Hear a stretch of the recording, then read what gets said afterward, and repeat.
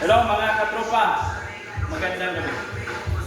Yan ang natural na pagbubuhat.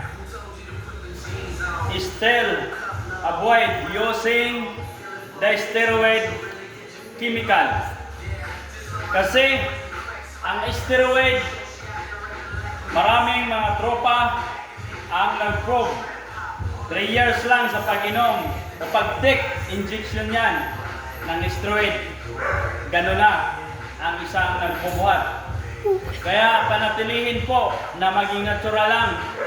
Kumain ng mga masustansyang pagkain para yun ang maiproduce sa katawan. Kaya yung tandaan katropa, yan, natural po yan. 1 taon pa lang po ito. Ano? Pero yan may muscle na po. Yun ang ginagamit ko. Pagkain lang na mga mataas ang protein at potassium. Tulad ng saging, pinya, mga apple, at saka yung mga fish. Avocado. Yun ang kailangan po nating i-take at yung beef.